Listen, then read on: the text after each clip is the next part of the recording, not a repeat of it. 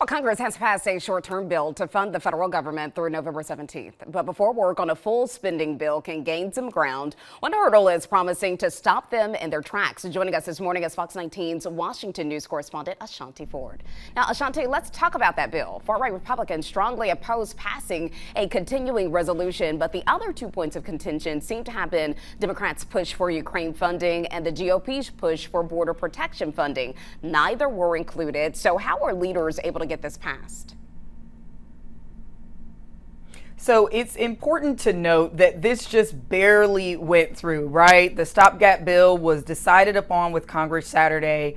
President Joe Biden went ahead and signed it into law late Saturday night, but this is not the end all be all. And this is not the final resolution. This is just a 45-day almost space to give them time to come up with the final resolution. Yes, it is correct that additional funding for Ukraine was not included in on this. And we know that prior to the actual deadline, that was kind of a point of contingency between Dems and Republicans. Some folks felt we needed to tighten the purse strings. We didn't need to put out any further resources to Ukraine, and then others felt the exact opposite.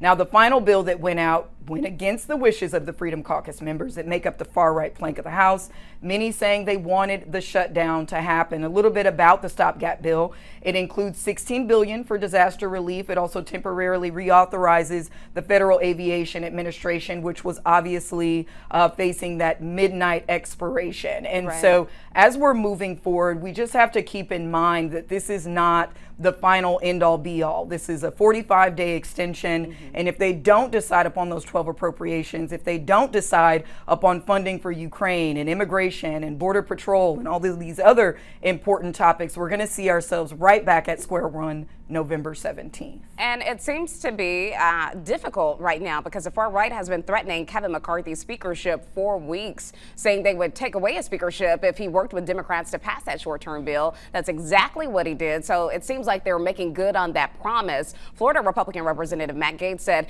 he'll make that motion to vacate and oust the House Speaker from his role this week. So what's McCarthy's status this morning? Well, you know, it's important to note that Gaetz is actually not the only one that's looking to file that motion to vacate. And this has been a conversation for several weeks, maybe even arguably over a month. And so as we're now at that final wire where we've been able to stay open, which is something that many folks in the House did not want to happen, right? They wanted the government to shut down as part of leverage to kind of get what they wanted out of these spending bills. So as the government is now open, there are a lot of folks that are trying to make good on those promises. And so it's going to be a very interesting week on the Hill. Currently, House Speaker McCarthy is still in his position. He still has his appointment, and he's still going to be working towards that final resolution to keep the government open past November 17th. But as it stands, there are several votes that are coming in from the Freedom Caucus that could potentially oust him from his current seat. Well, thank you so much, Ashanti. We really appreciate it this morning. Thank you.